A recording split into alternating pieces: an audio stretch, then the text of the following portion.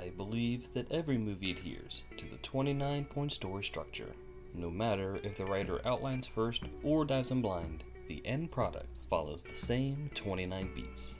The Gentleman is my 31st piece of evidence. Guy Ritchie never disappoints when he's at the helm of an ensemble gangster movie. His interconnected storylines and bold casting decisions create memorable film moments that rival all other writer-directors, and his dialogue outshines it all with effortless style and endlessly quotable lines. The Gentleman holds true to that glorious tradition, weaving a dynamic plot through a host of eccentric characters.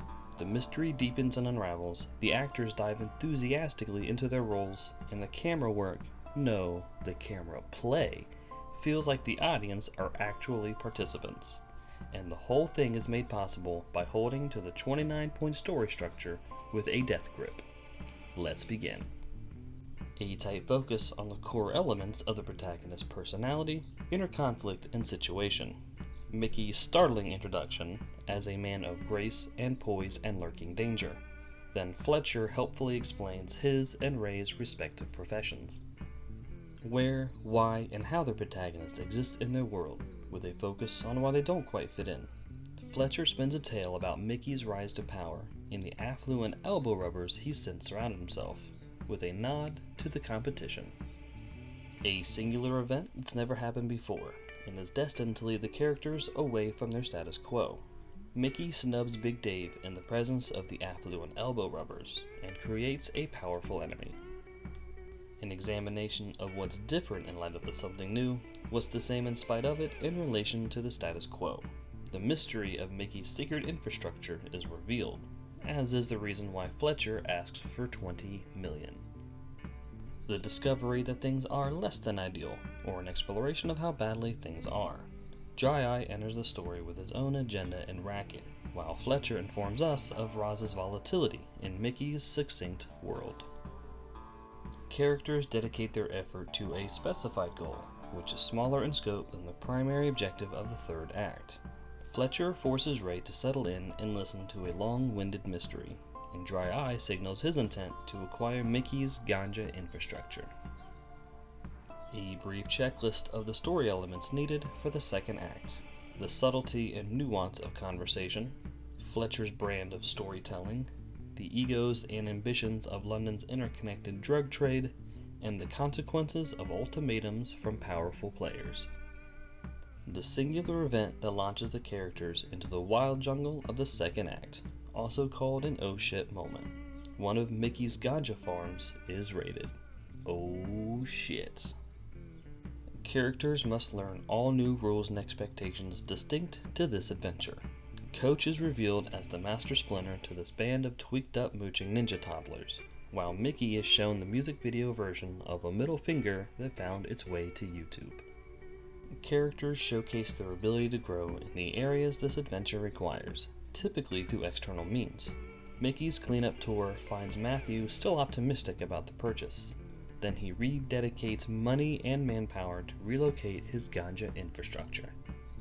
Characters face legitimate and understandable reasons to deviate from their stated convictions, agendas, or desires. Big Dave prepares his revenge on Mickey, while Ray reluctantly chases a junky side quest. But he's not welcome. An escalation of problems that vex the characters. Unwanted and annoyingly persistent eyewitnesses arrive on the scene. Ray and company gain access to the apartment and take control of the room. Then Noel Power makes it known he won't let anyone take Laura out of the apartment. Characters evolve internally by utilizing everything they've gathered and learned. Ray invokes addiction to draw parallels and contrasts, all the while dancing with Aslan, hard reading the kid and his upbringing. Then Ray convinces Laura to leave with him, peacefully and by choice. Journey-weary characters reconcile the reality of their ongoing situation with who they were in the first act. Ray supplies the story of how Aslan ended up in his freezer, shown briefly in the first act, with Fletcher gleefully documenting the entire debacle. A singular event that strikes at the protagonist's core conflict. This is an ongoing, fluid situation, and Fletcher is more accurate than he is wrong.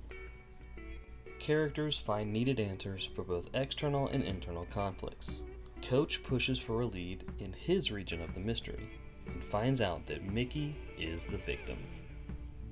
The clarified objective is realized in part or in whole, though it's meaningless without the completion of the primary objective. Coach clears his boys from Mickey's retribution, but commits himself as muscle for the ganja mob. Ray is given the missing link between information and source, but it points to a much deeper level of cunning.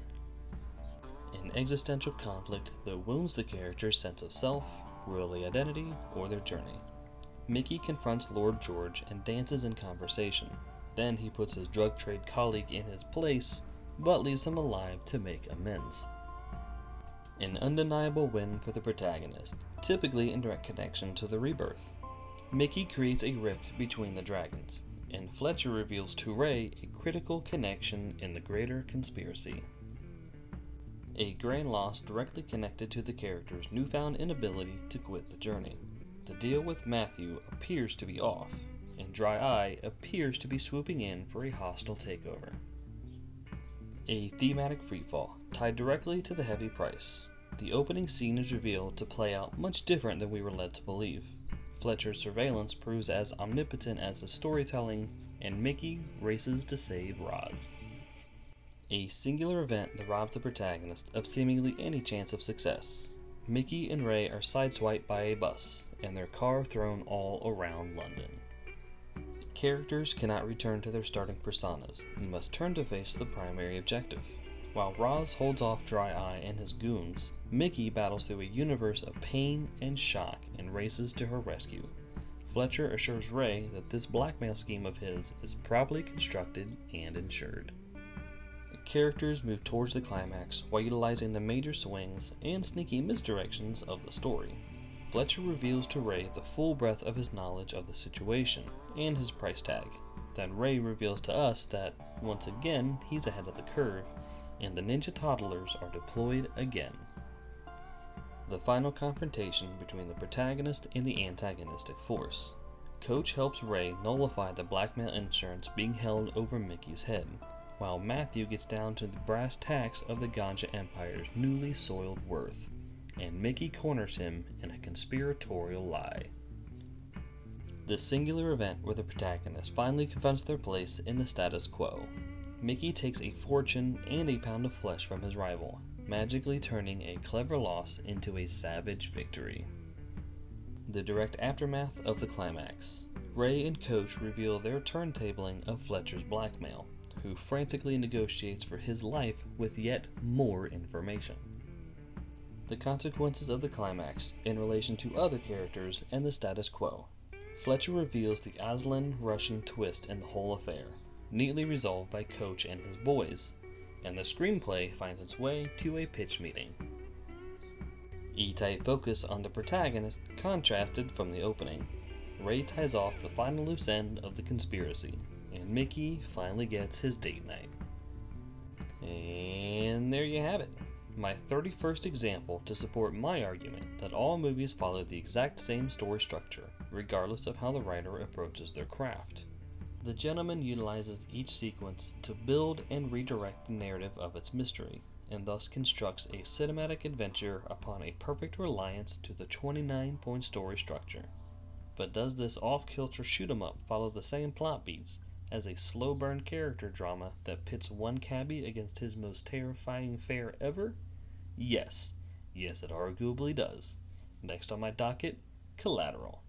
Please subscribe to stay up to date with this and future videos, and please like and comment with your thoughts and reactions.